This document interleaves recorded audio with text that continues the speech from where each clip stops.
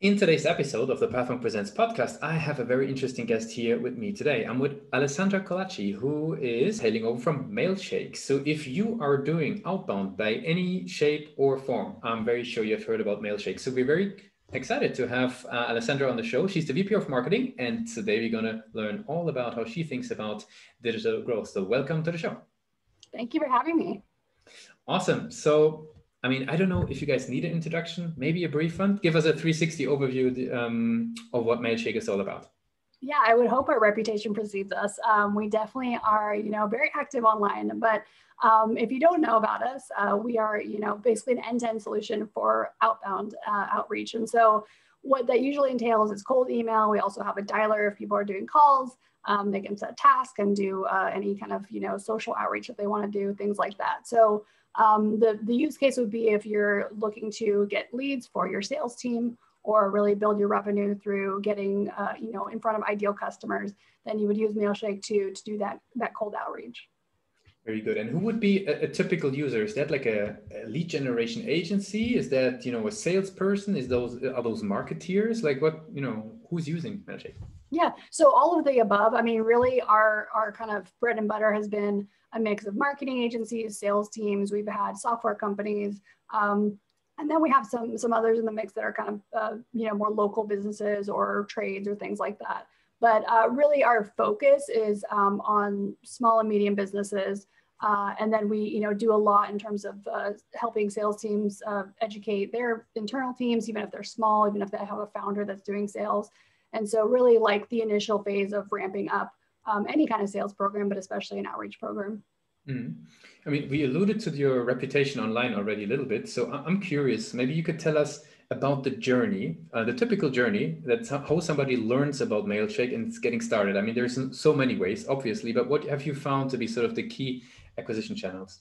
Yeah, it's funny because we come from, really, I say in our DNA is SEO. And so our founder, Sujin Patel, has been very influential in marketing. He's a marketer, through and through, which is great because our founder and all our other teams understand the importance of marketing. So it's kind of unique because like we come from that background with one of our founders, and he really focused on building content, creating SEO value.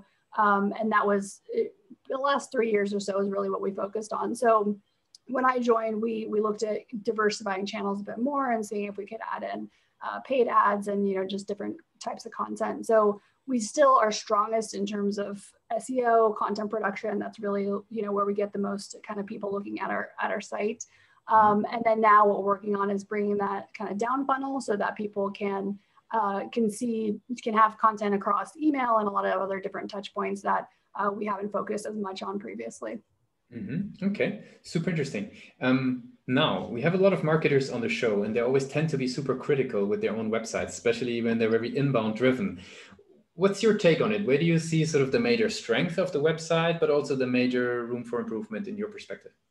Sure. I mean, I think with anything, the first version is really just like getting it out the door and getting the best version that you think is possible. So we actually had a redesign in January of this year. We also launched a new version of the software, our 2.0, which is really exciting. It's, still simple, but more powerful.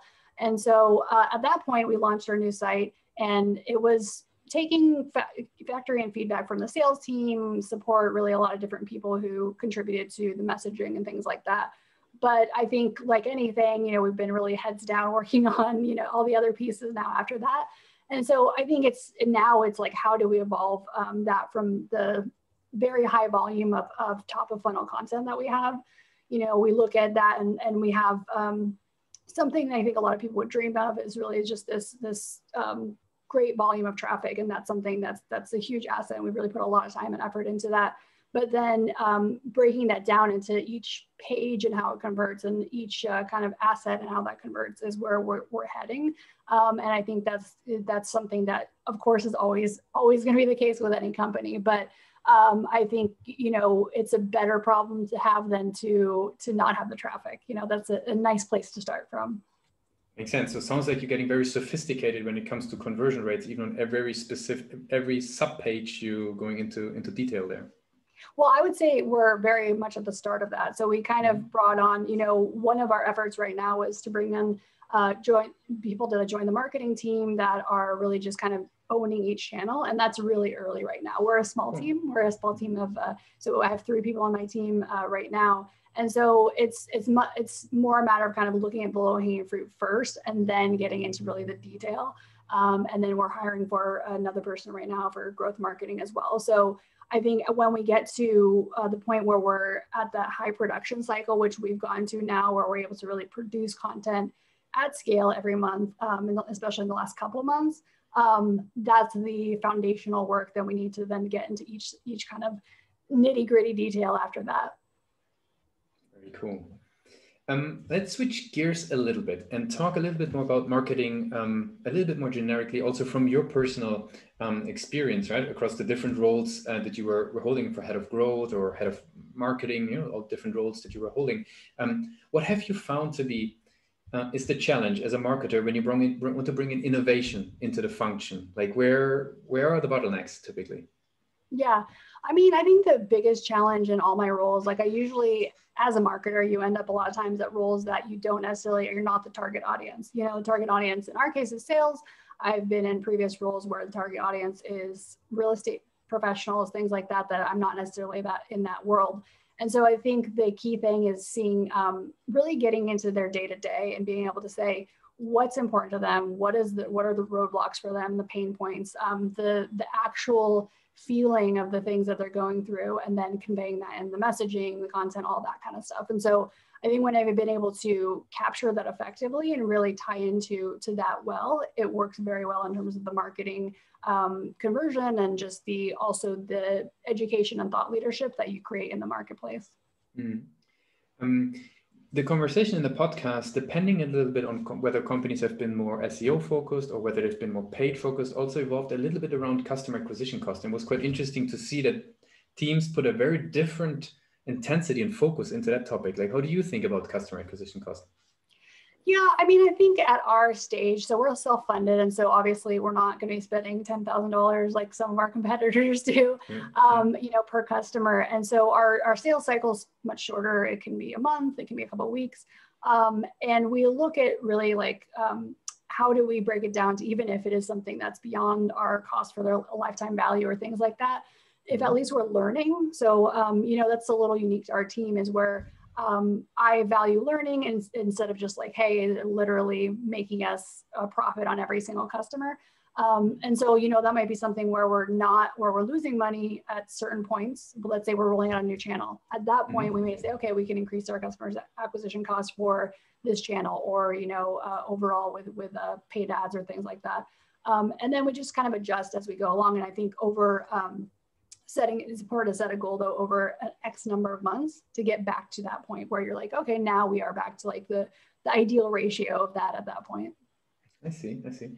Obviously, the kind of the flip side of customer acquisition cost is typically conversion rate optimization in a way, at least for many situations.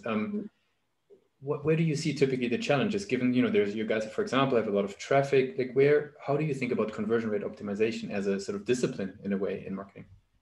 Yeah, I think this, kind of the struggle when you have a lot of traffic and then when you also have a lot of visibility in the industry is just that it ends up being somewhat unattributable at, some point, right? So we have noticed, for example, in the last couple of months, we've done a lot more efforts on just content, social, really across the board. And there's been an increase in direct traffic. It's not something that we, necessarily can follow end to end.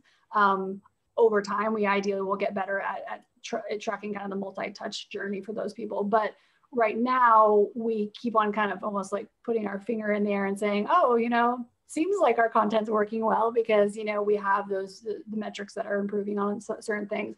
But then when you have such a vast number of pages and content pieces and things like that, it gets to be management of that and then just breaking it down in terms of priorities. So I think, what I always tell my team is like, we could go down to the absolute detail, but we really need to start is what is the like highest win area we can get, so when we look at highest traffic pages, when we look at pages that maybe are suffering in terms of conversion to opt-ins or things like that, then we can prioritize based on that.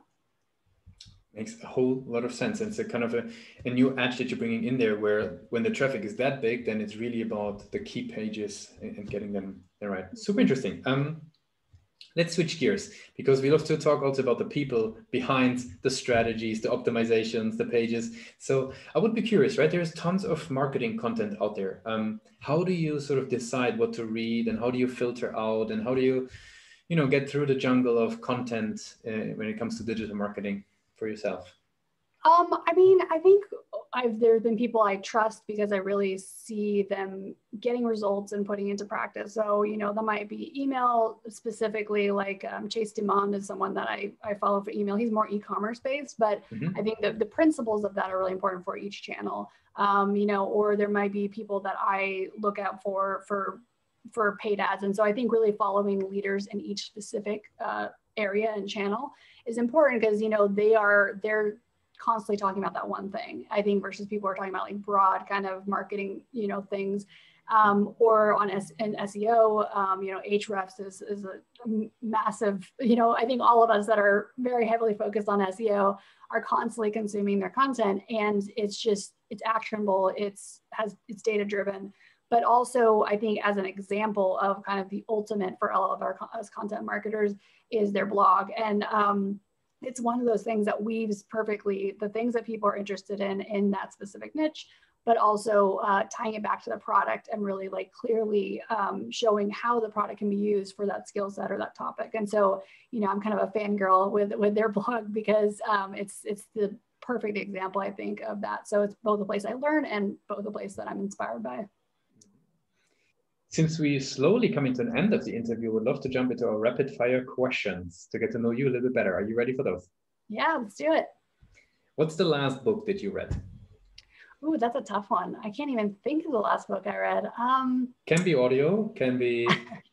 I'm not sure if I'm going to accept an ebook. I don't think so. Yeah, it was actually a lettering book. I can't remember the name of it, but I'm starting to do digital lettering, and that was the last one I picked up. And so very cool. What's the one single thing that the company is focused on the most at the moment in your perspective?